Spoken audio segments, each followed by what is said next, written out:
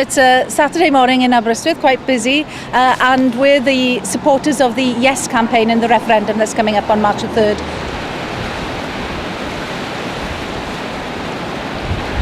We're both county councillors representing wards in this area, but of course it's a cross-party campaign, so supported by Plaid Cymru, the Liberal Democrats, the Labour Party and Conservative Party. What's important for people to understand about this referendum is that there are powers delegated to the Assembly already. For instance, in health, we both work in the health service, we're both nurses, I'm a health visitor, and in education. Ar hyn o bryd, mae gyda ni system lle mae popeth yn cael ei drafod yn Cymru gynta, a wedyn ni mae popeth yn cael ei wirio i drafod unwaith eto'n Whitehall. Felly bersonol, dwi'n erbyn unrhyw broses sydd yn cymryd yn hirach na ddyle fe wneud. The time it takes for a request to be made to the Secretary of State for Wales to the National Assembly being able to deliver policies to the people of Wales in whatever area it is immense. When you actually explain to people what system we have at the moment and how convoluted that is and what a bureaucratic morass it is, and going backwards and forwards to Cardiff and London, I think it goes through 6 processes altogether, Mark, am I right, before it actually becomes a bill, and the cost of that, which is estimated at 2 million. I mean, it's just ludicrous. And when people see that this is a common sense argument, they're quite switched on by that. It's not really about more powers for politicians. It's making sure powers that already exist are fully within Wales rather than at Westminster. Yeah. It just takes a lot of time of administrators and officers, and of course they're being paid for that time. So it's time and money that it costs. And all to no end, because 99 times out of 100, the piece of legislation or the way forward that the Assembly wants to go will be agreed anyway. I find it ironic that some people in the No campaign are saying, well, this will just further powers, which we've already explained it's not about, for the Assembly, will increase bureaucracy and cost. But actually, ironically, this move will cut bureaucracy and cut costs. These legislative competence orders that actually take 3 years before they come to fruition, why should we have that encumbrance? It doesn't happen in Scotland, it doesn't happen in Northern Ireland. We need to have the same. Dwi'n credu bod rhywbeth arall hefyd.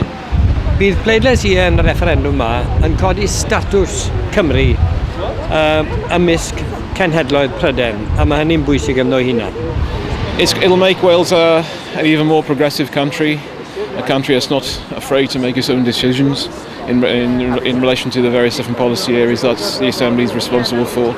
Dwi'n meddwl fod y potensial dyn ni gael pleidlais gryf o blaid pwerau llawn deddfwriaethol i'r cynulliad, a fe fydde hynna yn ddornod wedyn o ddatganiad positif iawn ynglyn â Cymru fel cenedl yn heiddi ac eisiau gwneud deddfe yn hunain yma yng Nghymru.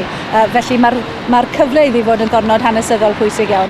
The yes vote in the referendum is absolutely crucial. The last 11 years have proved what the full worth of devolution, and I think I'm very optimistic that'll show through in a very positive result on March the 3rd.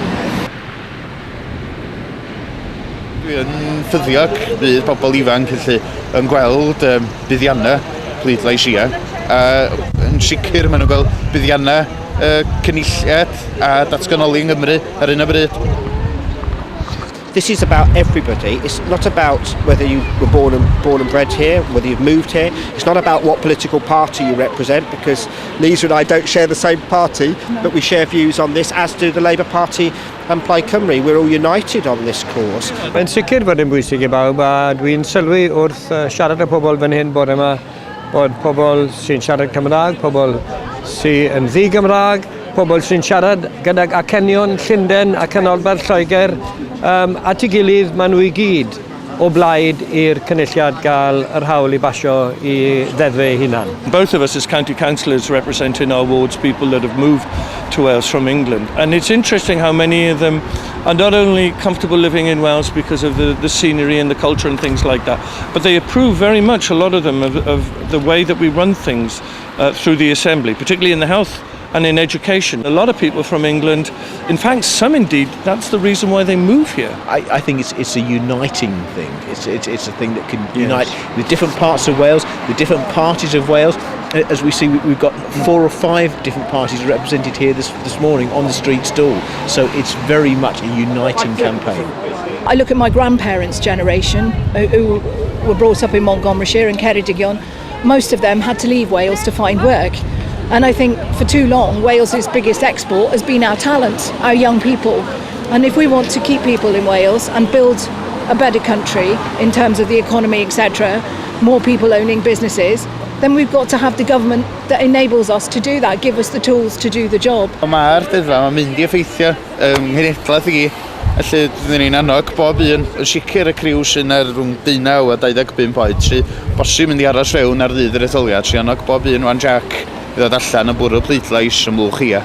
Dwi'n credu hefyd bod e'n fater o falchder.